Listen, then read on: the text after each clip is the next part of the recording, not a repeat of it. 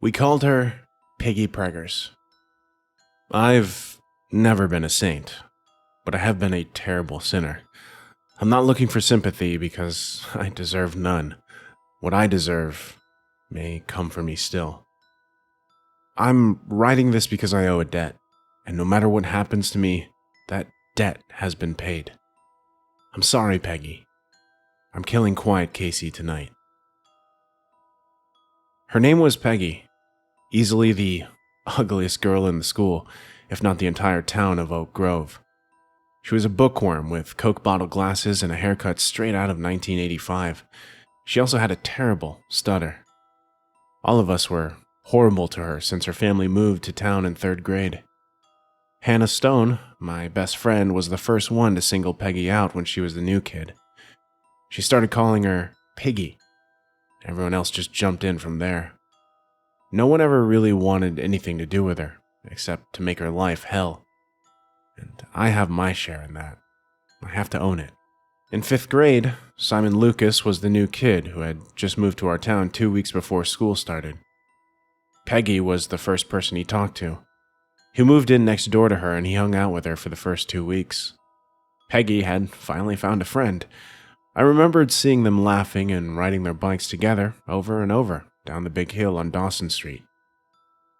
The first day of school, he even sat with her at lunch, but by the end of the day, Simon realized that he was becoming friends with an outcast, the kiss of death for any new kid.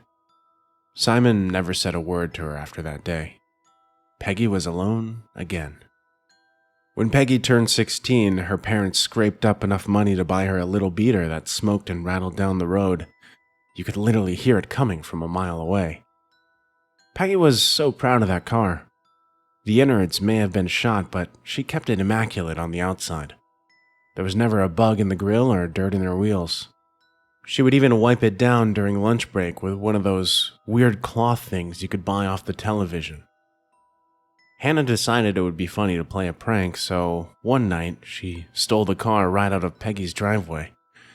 The next morning, a smoldering husk of what used to be Peggy's car was found in the school parking lot. No one was blamed for it, and no one was going to be. The town was just as guilty as the school for its disdain of Peggy. I know exactly who did it. There were 10 of us, and after we had dumped gasoline all over it, Hannah and I both threw a match. I didn't own it then, but I do now. The next day, Peggy confronted Hannah in front of the school. At first, we all assumed that this was going to be a fight. Instead, Peggy burst into tears and just asked, "Why?"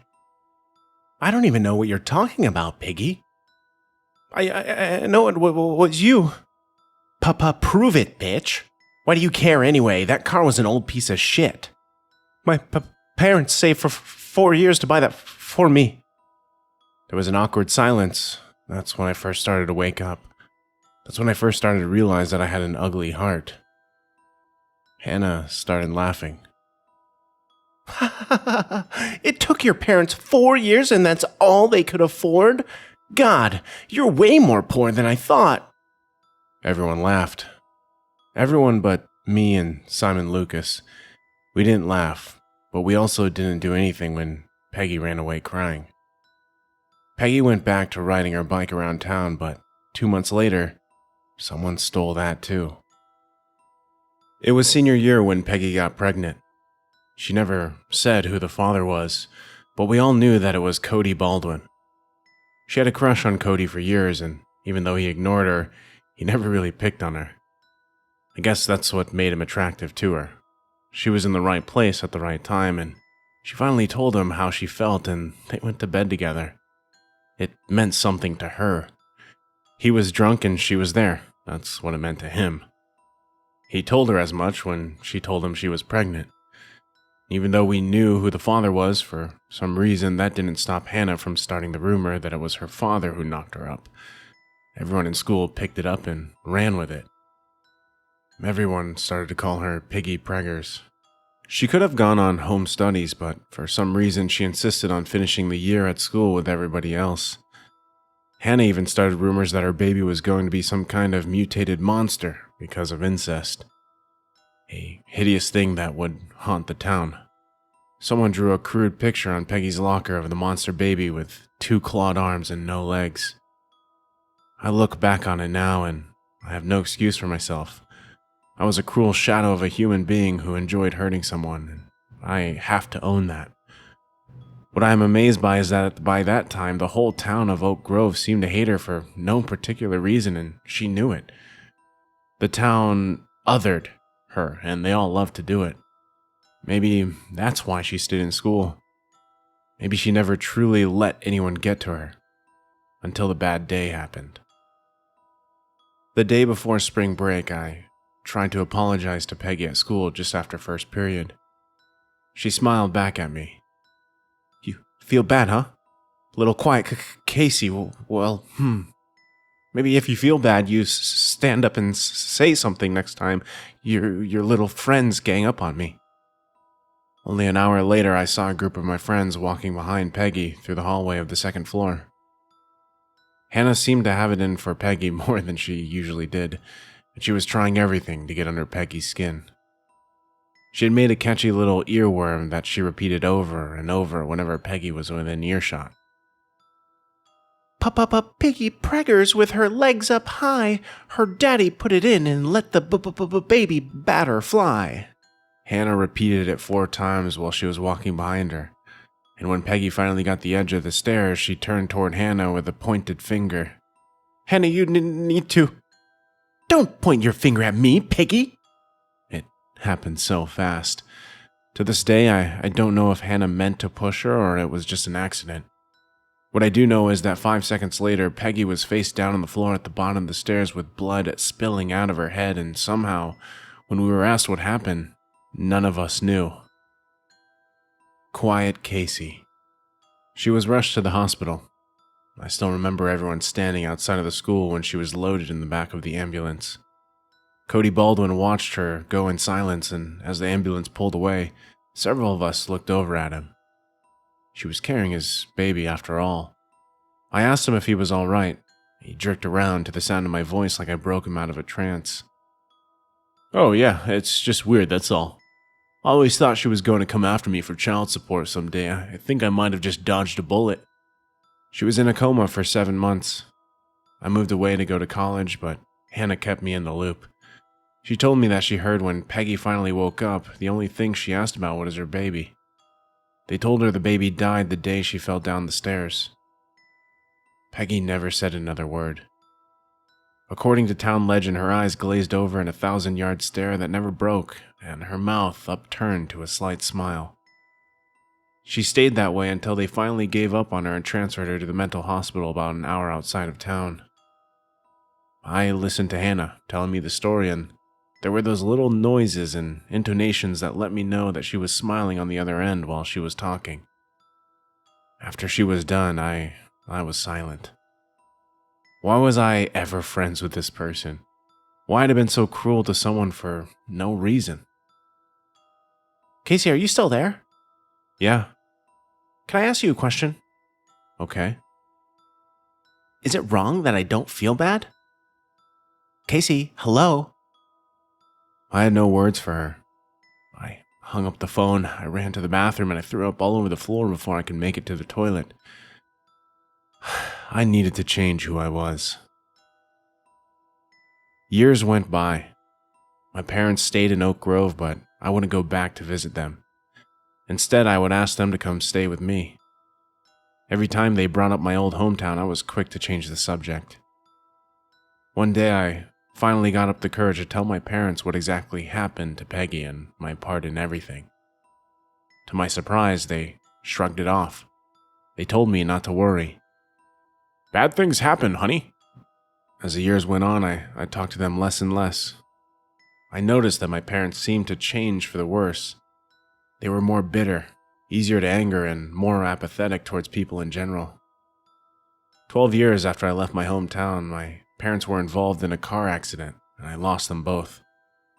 I had no choice but to go back home to settle all their affairs. As I drove into Oak Grove, I noticed the state of the town. Everything was run down. Trash everywhere, boarded up business, stray dogs whose stomachs were rubbing their backbones. Even the lake where we all used to hang out was a little more than a fetid pond that reeked of dead fish. The people I saw walking around town moved in an aimless way, and all the American flags from every porch were ragged and threadbare. The church had burned down a few years before, and the rubble had never been cleared. Most of the oaks that lined the streets were dead or dying. When I finally pulled into the driveway of my old house, I barely recognized it. My parents had always taken care of their home when I was growing up, and I'd only been gone for 12 years, but it looked like I had aged more than 30 or 40 without the slightest effort of upkeep. When I went inside, I was met with a home of people who had never thrown anything away. Piles and piles of garbage and newspapers and food wrappers and all kinds of junk. My parents had been living like animals, and I had no idea. I tried my best to clean up a little, but it was a lost cause. I heard a knock at the door. I never should have opened it. Casey? Hannah looked far older than she should. Deep lines were set in her brow, and there were streaks of gray in her dark hair. She was also very pregnant. Casey, oh my God, hi. She hugged me as tightly as she could manage with her stomach between us. Hi. I didn't know you were in town. I'm so sorry about your parents. Thank you. There was a long silence, and I realized that I had the perfect excuse for not inviting her in. I opened the door so she could see the state of my old house. I'd invite you in, but it's a little crowded in here. Oh, I understand. You come by my place. Have you got a minute? I don't know if I can. I've got a lot of stuff to do here. Oh, come on, just a little bit. Let's catch up. Her house was worse than my parents', although she didn't seem to notice. The outside was a monument to outrageous neglect, and the stairs that led up to her front door were cracked and covered in a thick brown mold. Inside was almost an obstacle course of refuse and debris. More trash, more smells, and small smatterings of mouse shit everywhere. I don't want to sit down. She had lost both of her parents as well just 2 years after high school. She never said what happened, and I didn't ask. The more she talked, the more I realized how much I hadn't missed her. It sounds strange, but I felt this pull inside my brain. Something was trying to make my mind slip back into the old me, and I was afraid of it. It was like being back in my hometown was bringing out the parts of me that I hated somehow. An angry thing that wanted me to grow ugly the way it had. She offered me a drink, and I accepted. I needed it. I was surprised and disgusted that she poured one for herself. She sat down, handed me my whiskey and Coke, and then sucked down half of hers. Are you sure you should be drinking? Oh, hell, it's the only thing that quiets this little bastard down. I think he looks forward to it every night. I'm just starting early today. She was repellent. I wanted to leave, but what she said next made me stay. Sometimes, I think we broke this town, you know, like Piggy took this town down the tubes with her. Remember Piggy? That's kind of hard to forget. God, what a bitch. Is she still up at the hospital? As far as anyone knows, she's still blowing spit bubbles and shitting her pants in bed up there. Hasn't kept her from cursing this town, though. Cursing? Shit, Casey, look at it. Everything has just been falling apart for the last 12 years. So many people have moved away, but the ones who still live here are either sick or dying. She laughed so hard. She jostled something loose in her throat. She snorted and then spat out a green blob on the cover of an old People magazine. Did you hear what happened to Cody Baldwin? No. He just went nuts. He kept telling people he was being followed at night. Well, one night, he was home alone, all the doors were locked, he barricaded all the windows and doors with boards and nails. It took the cops an hour to get inside. They found him on his bed. He wrote a note about something trying to get inside of his house to kill him right before he blew his head off. My God. That's not even the fucked up part. She lowered her voice. The gun was found halfway across the room and no fingerprints were on it. She smiled and shot back the rest of her drink. She left me in a state of shock while she got up and poured herself another whiskey. She asked me if I wanted another, and I shook my head. Remember Simon Lucas? His brakes went out on the top of the big hill on Dawson Street, and he was T-boned by an Amazon truck at the bottom. Died instantly. All kinds of weird shit happens around here. Almost half of our graduating class have all died. Then why haven't you moved? Well, I own the house outright, and I've got an easy job at the hotel that pays enough. Maybe I'll move someday, but I've got a pretty sweet thing going on here. Yeah. I looked around her sweet thing she had going on. It was strange, as if the thought of leaving a town that may be cursed was completely alien and illogical to her. She was delusional. Whoa! Oh! I watched her stomach move. Little bastard is thirsty. I'm working on it, you little shit. Jeez! His dad is up and left 2 months after I got pregnant, so I'm still working. It's been really hard on both of us. She jumped again, and I saw her stomach move twice. It looked like the kid was trying to punch his way out right then and there. I'd never seen a baby move that much. She told several more stories of how people I used to know died horrible deaths and then laughed about it. She was not only content, but happy to stay in this miserable place. I was reminded of the crab bucket effect. With every word she spoke and every minute I spent listening, I realized I was allowing myself to be pulled back down into the pit of this town. I had to leave. She insisted that we exchange our new numbers before I left, and so I did, but I had every intention of deleting her info as soon as I took care of one more visit. It was late afternoon, but I needed to try and make things right one more time.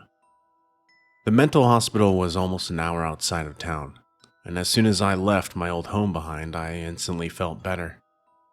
I inquired about Peggy at the reception desk to see if it was even possible to see her. The nurse gave me the side eye and spoke to me in a hushed tone. She's not here anymore. Her daddy came and took her back home years ago. Does he still live in the same house as he always did? Technically speaking, if you can call staying in that town living, a miserable place full of miserable people. I knocked on the door of Peggy's old house and I waited. It was ridiculous of me to be thinking the way I was. Even if she couldn't hear me, I had to apologize to Peggy that night, because I was firm on never coming back to Oak Grove again. The door finally opened, and Peggy's father was standing there. Can I help you? Yes, sir, my name is Casey. I know who you are, miss. You're one of those girls that took my baby and my grandbaby from me. I never forget a face. Sir, I want to see her, if I could. I need to apologize to her for how I treated her. Well, this is a first. One of you coming back here to try and make yourself feel better for being such a bitch to her. Apologize. Huh. Sure, why the hell not? You can just kneel there at the foot of the oak in the yard and apologize all you want. Maybe you can apologize to my granddaughter too. We spread both of their ashes down there. She's gone? Oh, sweetie, she died 8 years ago. I watched her just waste away in bed until the end. She was only a shadow of what she used to be. But you didn't ask me if she died. You asked me if she was gone. That's a harder one to answer, isn't it? The tone in his voice became more sinister and he smiled. My skin started to crawl. I'm sorry for your loss and I'm sorry for my part in it. I turned to go back to my car. He grabbed my arm from behind and pulled me around. You were smart enough to get out of town when you did. Much smarter than a lot of other people. If you're being honest with me, I want to give you some advice. Get out of here before she knows you're back.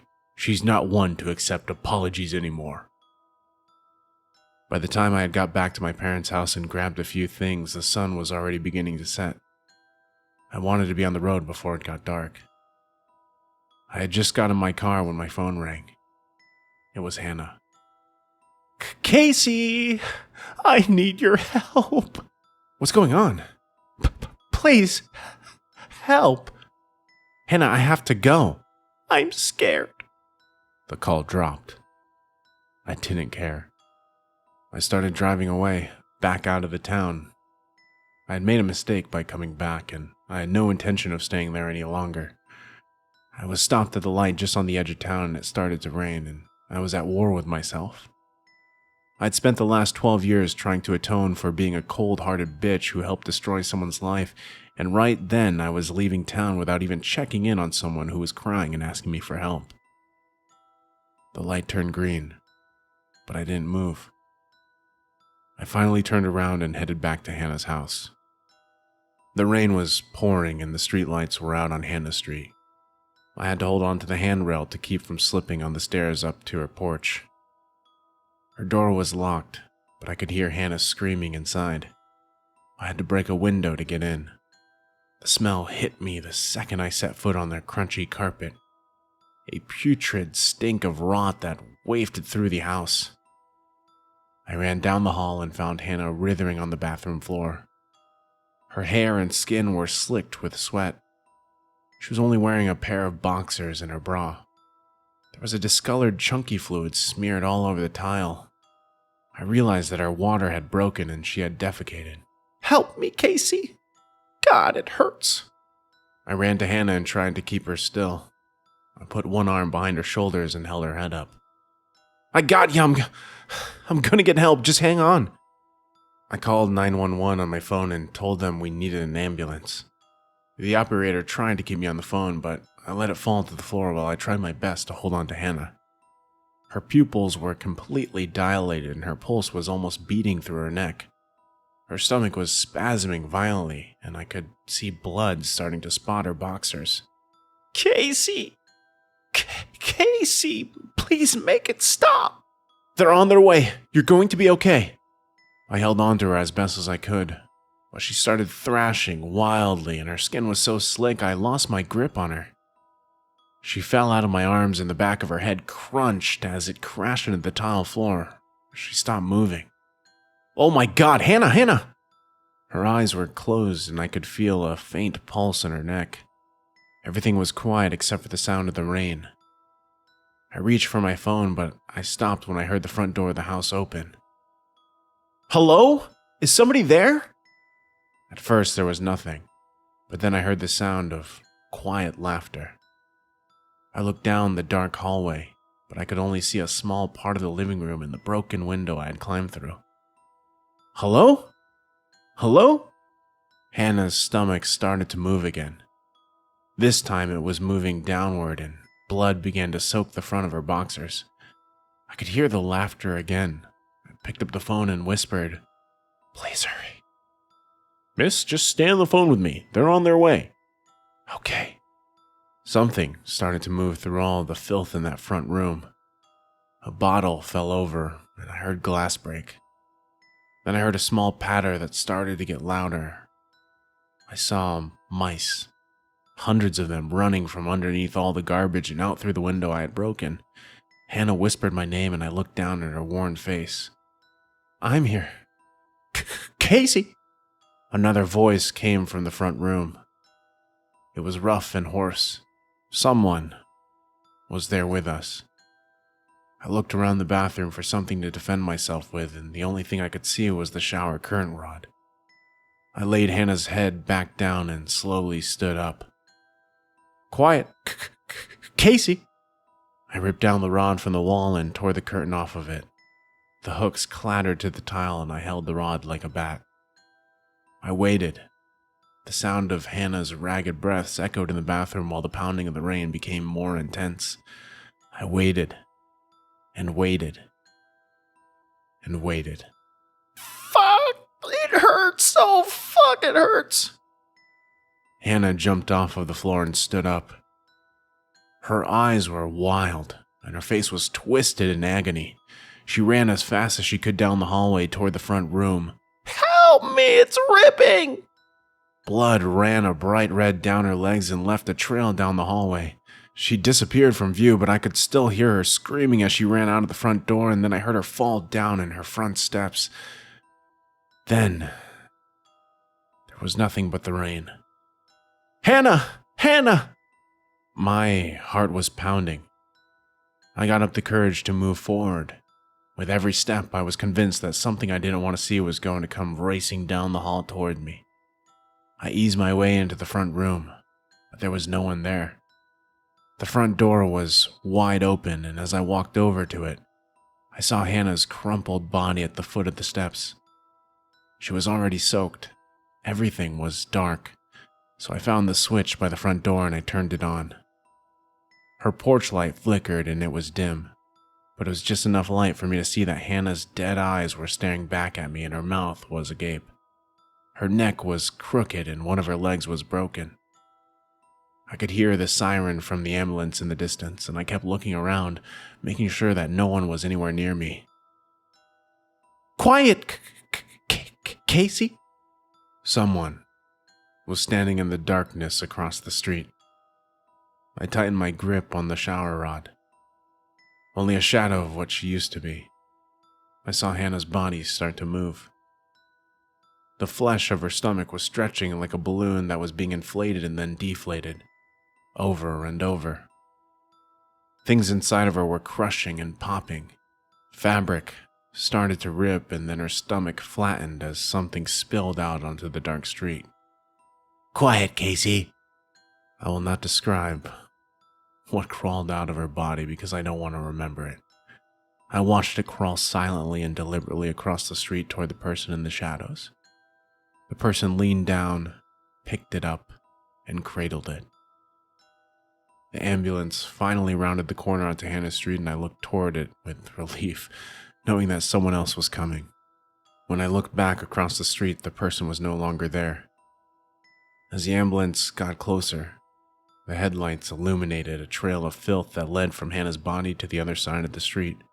I watched it quickly vanish as if it was washed away by the rain. I was detained for only one night. It was determined that Hannah's death was an accident, and that she had suffered a late miscarriage due to her fall. When I was questioned by the deputies, I said nothing of what I had seen. I kept hearing that rough voice from my shadow in my head, and for once I think I did what Peggy wanted me to do. I was Quiet Casey one more time. I left the next morning, and I've never gone back. I wrote this because I need people to know what I did. I owe a debt. I'm sorry, Peggy. Thank you guys for listening. Again, this was called We Called Her Piggy Preggers. And this is written by the real Doc Turner.